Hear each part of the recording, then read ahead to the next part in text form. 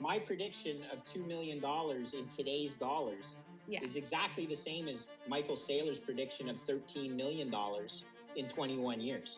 It's too late. It's over. You cannot get out of this debt spiral. It is locked in right now. And there you heard it from Greg Foss. You can get more from Greg at Foss, Greg Foss on Twitter. And we'll hear more from the 30-year financial analyst and get his take on what's happening with Bitcoin and the markets. Before we get to any of that, make sure you check us out at Bitcoin Bros 26 on Twitter. Give us a follow. We appreciate your support. Subscribe to this channel if you haven't done so already. We appreciate your support. And then also check us out at bitcoinbros101.com. Once again, we have learning for you, social links. You can join the Bitcoin Bros community by getting your premium Patreon pass. We also have ebooks. If you're just getting started in crypto and you want to have a guide to help you through your journey, get this book right here, Getting Started with Bitcoin and Crypto's Ultimate Beginner's Guide. And if you want to get a little bit more into the weeds and start reading Technical Analysis 101, instant downloads immediately. Greg Foss has been known for his Bitcoin hitting $2 million prediction, saying it's plausible. He's talking about this and what Michael Saylor said with his $13 million prediction. He's also mentioning cash-starved China's local governments is in shambles and how this could affect the U.S. economy and more. Before we get any deeper into this video, let's hear more from Greg. My prediction of $2 million in today's dollars is exactly the same as Michael Saylor's prediction of $13 million in 21 years. See, because I just said today's dollars. All he's done is put compound interest for 21 years on $2 million to get to $13 million. Or not him, but that's how the math works, okay? Yeah. So compound interest is the eighth wonder of the world. Somebody said that. I don't know who it is, but it is true. It's an exponential growth of your debt because of compound interest. It's too late. It's over. You cannot get out of this debt spiral. It is locked in right now. Someone said, just sell all the land in the USA and deflate the US budget deficit or debt to zero. Sell all the land. Who's the buyer? Who out there has $35 trillion to buy all the land in the US? Right. Nobody. It is very predictable over the long term. Over the short term, over the next 2 weeks, 2 months, I mean, you have a US federal election. The volatility around that is going to be very interesting.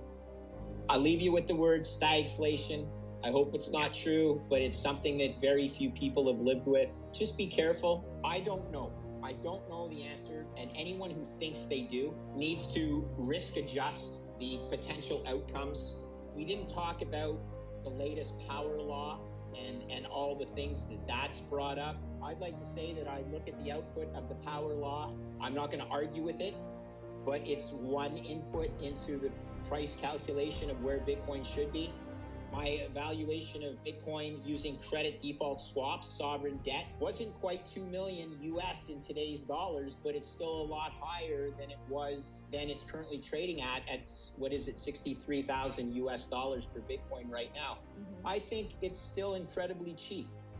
I've made my mistakes. People will continue to make their mistakes out there. You always look at the 2-year bond as directional for an administered rate like Fed funds, okay? So the difference in yields between the 2-year bond and the Fed funds rate, which was 5.25 to 5.5 before they cut, now 50 basis points lower, there's still a huge gap between the administered rate of Fed funds and the current 2-year rate, okay?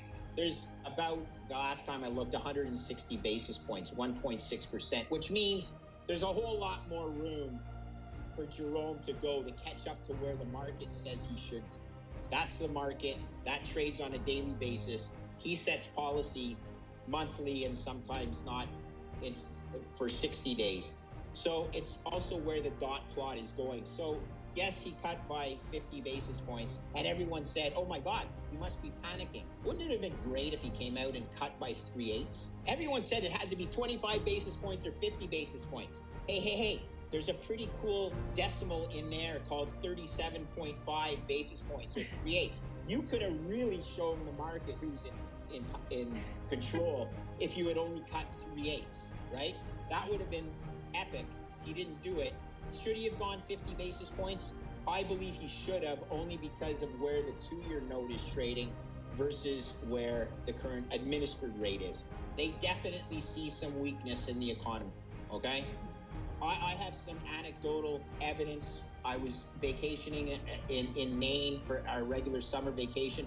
This was the lightest traffic that I've seen coming into New England over the Labor Day weekend that I've seen in the last decade.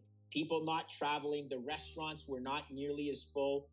Oh, we have a 90-day wait to get a table. Oh, okay. But you can come in tonight if you really want to. You know, this sort of baloney that's happening. They should have cut not just American economy. Mm-hmm. Have they noticed what's happening in China? Mm-hmm. And understanding that China led global growth for the last decade? And China now has 19 million empty condominiums in a country whose birth rate is declining, so that who's going to live in those? China's stock market's getting shredded. The real estate prices, Evergrande, fall out. No one's talking about that. So does the U.S. set policy for the whole world? I'm afraid they do. So what do we have to worry most about? Stagflation. This will be something that I think we really have to look at. And Mark Moss mentioned this on your podcast as well. He's worried about the inflation component of not holding rates high enough to snuff out inflation. So I think there'll be stagflation. Jamie Dimon thinks has similar thoughts. I think Jerome Powell, the jury's out as to whether he'll be the greatest Fed chairman. But in the short term, he's engineered a landing, and it has not been a crash landing. So I applaud him for that, but it's far too soon, in my opinion, to say that it's been a success. And it's because of things like China, because of the potential for stagflation, because of anecdotal evidence like restaurant index, the U.S. restaurant index, and the lower end of the consumer, credit concerns with the low-end consumer. All of these things are flags for me that I'll be looking for. And there you have it from Greg Foss. He's weighing in on how the Chinese economy can affect the global markets and the U.S. economy. He's predicting stagflation. What do you think?